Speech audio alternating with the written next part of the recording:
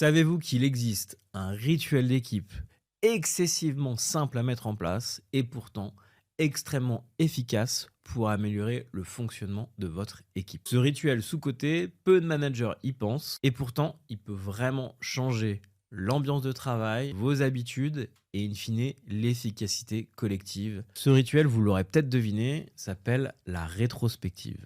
Je vais vous expliquer tout ça. La rétrospective, c'est un rituel qui fait partie du manifeste Agile. Donc, l'Agile, pour rappel, c'est une méthode, en tout cas des principes de collaboration qui ont été définis et on va dire sédimentés plutôt par des populations tech qui travaillent sur des projets d'informatique. Ça a commencé dans les années 90, il y a plusieurs mouvements qui sont succédés, mais l'enjeu, c'est effectivement face à de l'incertitude et face à des capacités de développement qui comment dire, s'amélioraient de jour en jour, de mois en mois, d'année en année.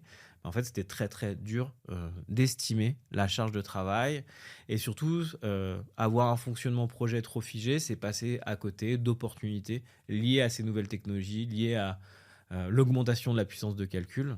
Tout ça a fait que le mouvement agile est né sur un mode très itératif. On parle de fonctionnement projet par sprint, donc c'est des lots de travaux, on va dire timés dans le temps, donc calés dans le temps, qui vont durer une semaine, 2 semaines, un mois, et qui font l'objet d'une démonstration du produit semi-fini ou fini avec l'ensemble des donneurs du projet. Pourquoi je vous parle de ça? Parce que à l'intérieur de ce fonctionnement, il y a un certain nombre de cérémoniaux de la fixation du scope de ce sprint jusqu'à effectivement cette démonstration.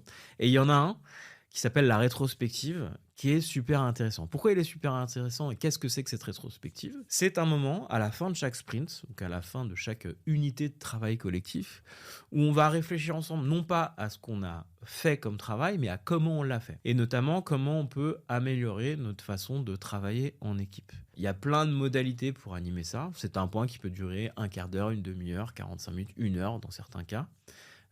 Il y a plein de frameworks, de cadres pour faire ça, mais la manière la plus simple de le présenter, c'est de se poser ces 3 questions en équipe. Qu'est-ce qui fonctionne bien dans notre équipe qu'on a envie de garder pour la suite? Donc c'est ce qu'on met dans Keep, vraiment ce qui fait un peu le ciment de notre équipe, ce qui fait que on bosse bien ensemble. De l'autre côté, on peut aussi se poser la question, qu'est-ce qui ne marche pas? Ce qui ne marche pas, c'est ce qui crée de la frustration dans notre quotidien. Alors ça peut être nos règles de communication, ça peut être la qualité de nos livrables, ça peut être la cohérence de nos livrables à un certain point. Donc ce qu'on aimerait arrêter, c'est ce qu'on met dans la case stop. Et enfin, il y a une dernière question qu'on peut se poser, c'est qu'est-ce qu'on aimerait initier? Qu'est-ce qu'on aimerait faire de nouveau? Alors, soit pour continuer à faire très bien ce qu'on a dit, ce qui fonctionnait, soit pour remplacer ce qu'on a choisi d'arrêter, soit simplement parce qu'il y a des nouvelles opportunités dans des outils de travail, par exemple, dans des modes de fonctionnement en équipe qu'on aurait envie d'introduire dans notre équipe projet.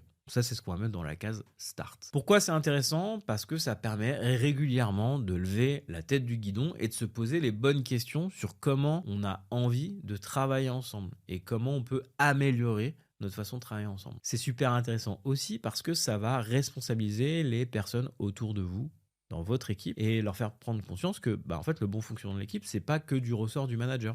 Chacun a son rôle à jouer, a sa part à faire pour que ça se passe bien. Voilà un petit peu pour la présentation un peu globale de ces rétrospectives. Alors concrètement, maintenant, la question qu'on peut se poser, c'est comment ça se passe. Je vais vous expliquer rapidement comment on organise une rétrospective. Étape 1, on passe par une réflexion individuelle. Chacun note ses idées dans ces 3 colonnes, Keep, Stop, Start. Donc ça peut être des post-it de manière très analogique, ça peut être des tableaux blancs interactifs type Miro ou Klaxoon, ou ça peut être des outils de collaboration comme Notion, Trello. Étape 2, une phase de partage en groupe. Chacun vient présenter ses idées et on commence à voir se détacher des blocs communs, un peu des motifs communs, des choses qui reviennent. En général, si vous travaillez bien ensemble, il va y avoir des doublons à ce niveau-là.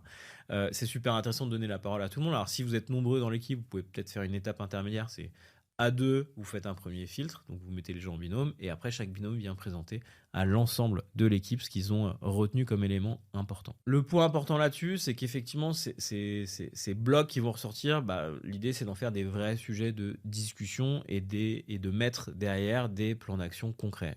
Et c'est donc la troisième étape, décider et passer à l'action. On choisit quelques points prioritaires. Donc l'enjeu, c'est d'en faire un rituel, donc de revenir par exemple tous les mois sur ces sujets. À l'échelle d'un mois, vous ne pourrez pas traiter tous les sujets qui seront dans votre tableau au départ. Je vous invite vraiment à choisir 1, 2, 3 sujets prioritaires. De nommer un responsable. Alors, sans doute les gens vont se désigner, vont avoir envie de porter un sujet, et surtout d'avoir une date. Alors, soit de résolution du problème, soit un point intermédiaire auquel vous pourrez constater que la personne a progressé ou affiner le sujet s'il y a besoin d'affiner le sujet. C'est sans doute l'un des points les plus importants, c'est de faire ce filtre, de choisir que quelques sujets et de s'assurer qu'il y a bien une continuité dans la résolution des points que vous avez identifiés ensemble. Le petit conseil complémentaire qui est très lié à ça, c'est qu'effectivement le piège, c'est que ce rendez-vous devienne un peu le bureau des réclamations et que vous ayez un éventail complet de sujets à traiter. C'est super intéressant d'avoir plein de sujets à traiter. Il faut aussi mettre les gens face à un principe de réalité. Vous ne pourrez pas résoudre tous ces problèmes, soit parce que vous n'en avez pas la responsabilité pleine, soit simplement que le timing est trop court jusqu'à la prochaine rétrospective. Donc faites des choix. L'idée, c'est de mettre l'équipe en mouvement autour de ces sujets et la prochaine fois de constater aussi des petites victoires, les choses qui sont résolues depuis la dernière fois, ce qui montre l'utilité de ce type de rituel. Pourquoi ce rituel est puissant? La rétrospective, ça marche, parce que tout le monde peut prendre la parole. C'est pas que les plus bavards. 2, je l'ai dit, ça renforce l'implication. Chacun a un rôle à jouer dans l'amélioration du collectif. 3, ça concrétise ce qu'on aime appeler une démarche d'amélioration continue. Sans attendre la prochaine crise, le prochain gros problème ou votre prochain séminaire annuel. Bref, c'est un moment où votre équipe prend soin d'elle-même. En conclusion, je vais faire très simple. Vous voyez, c'est un rituel qui est rapide à mettre en place et qui peut vraiment transformer votre quotidien. Je vous invite à passer à l'action. Je mettrai en description de cet épisode des liens pour aller un petit peu plus loin, pour aller récupérer des templates à utiliser avec votre équipe si vous voulez imprimer des choses, les afficher au bureau. Vous trouverez tout ça en description.